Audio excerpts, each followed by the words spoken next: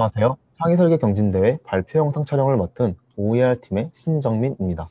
저희가 이번에 진행할 주제는 스마트폰 영상을 활용한 우울증 진단 기술 연구이며 목차는 다음과 같습니다. 먼저 해당 연구의 필요성에 대해서 말씀드리겠습니다. 다음 표는 한국인들의 우울증 현황 자료입니다. 현재 우울증으로 치료받는 사람들은 해가 갈수록 증가하는 추세이며 특히 2020년은 코로나 블루라는 신조어가 등장할 정도로 6개월 만에 약 60만 명의 사람들이 우울증으로 치료받고 있습니다. 이런 우울증은 빠른 진단 및 치료가 선행되지 않으면 극단적인 결과로 이어질 수 있어 초기에 진단하는 것이 아주 중요합니다. 그러나 기존의 자가진단 방식들은 설문지를 보고 응답하는 형식으로 진행하기에 여러 문제점이 존재하는데, 먼저 설문지를 보고 응답하는 과정에서 개인의 주관이 들어가므로 정확한 진단이 어렵습니다. 뿐만 아니라 환자는 자신의 상태를 직접 점검해야 하는 번거로움이 발생합니다. 이로 인해 응답 주기가 불규칙해질 수 있어 유의미한 통계적 정보를 얻지 못하게 됩니다. 이러한 단점들을 보완하기 위해 모바일 센서를 활용하여 자동화된 우울증 감지 시스템이 연구되고 있습니다.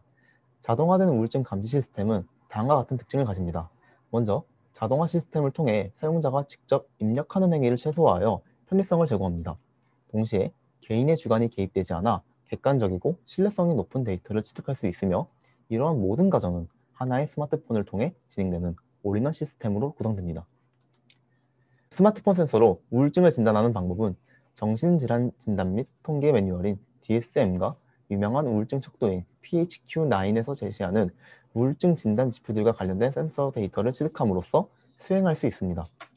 여기서 우울증 여부에 매우 중요한 지표인 수면 패턴은 스마트폰의 여러 센서를 활용하여 쉽게 분석할 수 있습니다.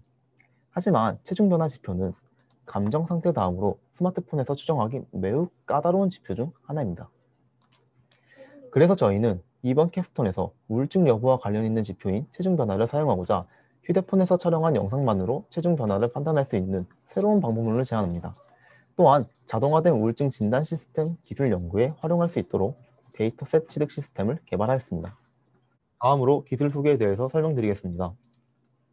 저희가 제안하는 방법론의 파이프라인은 다음과 같습니다. 저희는 사람이 체중의 변화가 생기면 얼굴의 크기도 변화한다는 컨셉을 적용하여 얼굴 영상으로 체중 변화를 예측하였는데요. 먼저 사용자가 주기적으로 사진을 촬영한다는 가정하에 모노뎁스 이스티메이션 기술을 적용하여 매번 일정한 거리에서 촬영된 두 영상을 입력받습니다. 그 다음에 입력된 영상들로부터 3차원 페이스 랜드마크를 추정한 후 3D 얼라이먼트를 적용하여 서로 다른 뷰 포인트에서 추출된 페이스 메시들을 동일 평면상으로 정합합니다. 마지막으로 두 메시 간에 계산된 매그니튜드를 피처로 활용하여 모델을 학습 및 추론합니다. 먼저 체중이 변화된 두 얼굴 영상에 대하여 다음과 같이 페이스 랜드마크를 추출하게 되는데, 이때 랜드마크는 크게 영상 속 XY 좌표값만을 가지는 2D 랜드마크와 거기에 추가로 얼굴의 상대적인 깊이 정보를 가지는 3D 랜드마크로 구분지을 수 있습니다. 저희는 해당 방법론에서 3D 페이스 랜드마크, 즉 페이스 메쉬를 채택하였습니다. 그 이유는 바로 뷰 포인트의 강인함을 보이기 위함인데요. 사용자는 영상을 주기적으로 촬영하므로 매번 동일한 위치와 각도에서 촬영할 수 없습니다. 다음 예시를 보시면 이전 사진은 정면을 바라보고 있지만 이후 사진은 고개를 우측으로 살짝 틀어진 모습입니다. 이러한 뷰포인트의 차이를 극복하기 위하여 얼라이먼트 작업을 진행해 주어야 하는데, 보다 다양한 각도에서도 강인하게 동작하기 위해서 얼굴의 상대적인 깊이 정보가 포함된 3D 페이스 랜드마크로 얼라이먼트를 진행하였습니다. 얼라이먼트의 과정은 다음과 같습니다. 해당 그림과 같이 뷰 포인트가 서로 다른 두 페이스 메쉬에 대하여 ICP 알고리즘을 적용합니다. 이를 통해 두 메쉬 간의 로테이션과 트랜스레이션 변환 행렬을 구할 수 있으며, 이 변환 행렬을 페이스 메쉬에 적용하면 얼라이먼트 과정이 끝이 나게 됩니다. 또한 저희는 체중 변화로 인해 발생하는 얼굴 스케일 변화를 정확하게 판단하기 위해 카메라와 얼굴 사이의 거리, 즉 원근으로 인해 발생하는 스케일의 차이를 최소화하고자 하였습니다. 여기 보시다시피 화면에 거리를 안내해 줌으로써 매번 동일한 거리에서 사진을 촬영할 수 있도록 가이드를 해주는 것입니다. 이 영상은 이 모노뎁스 이스티메이션의 정확도를 보이기 위한 데모로 실제 해당 기술의 오차는 대략 1cm 정도 차이밖에 안 되는 비교적 정확한 모습을 확인하실 수 있습니다. 다음으로는 우울증 진단 기술의 자동화 연구를 위한 데이터셋 취득 시스템에 대해 설명을 드리겠습니다.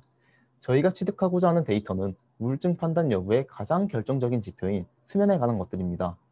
사용된 센서 데이터는 각각 가속도와 자이로 센서, 조도 센서, 스크린 온오프, GPS 데이터로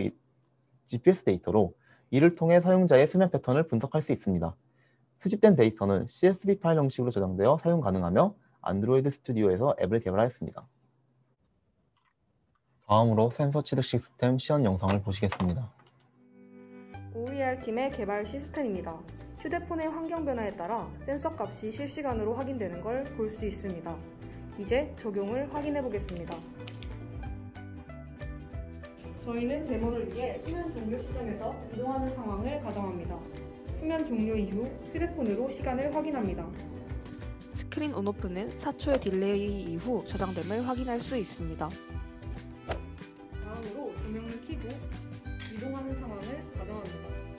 가정된 상황에서 수면 상황 예측을 위해 수집된 데이터 예시입니다.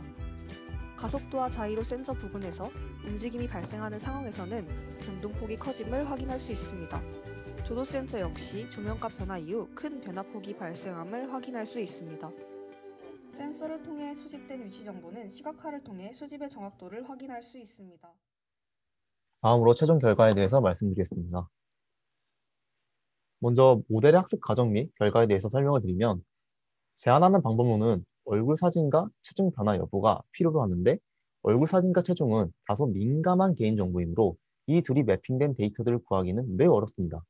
하물며 동일 인물에 대하여 서로 다른 날짜에 촬영된 두 장의 사진들과 체중 변화 여부가 필요하기에 사실상 데이터 취득은 불가능에 가깝죠. 그러므로 모델을 학습시키기 위해서 비교적 얼굴이 잘 나와 있는 증명사진과 연예인들의 셀카 사진을 크롤링하여 우측과 같이 페이스 에디터 툴을 통해 합성 데이터를 만들었습니다. 다음은 합성 데이터의 예시로 총 5가지의 구간으로 이루어져 있습니다.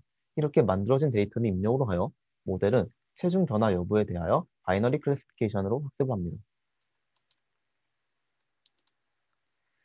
체중 변화 결과는 다음과 같습니다.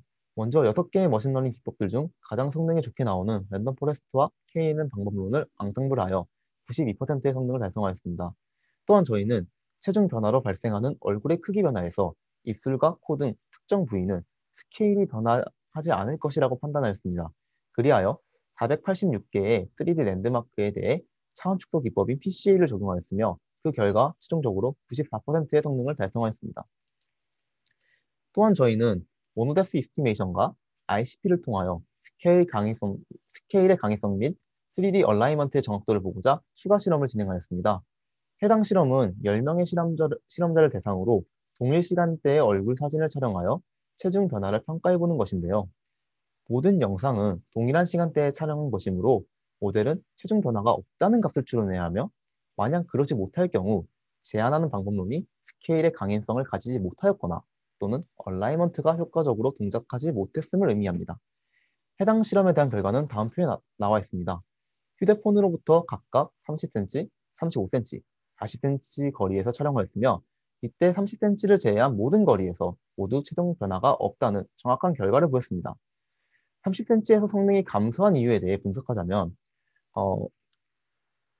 아무래도 거리가 상대적으로 너무 가까워서 촬영된 영상에서 얼굴이 너무 크게 나와 다음 그림과 같이 부정확한 페이스 메쉬를 확인할 수 있었습니다.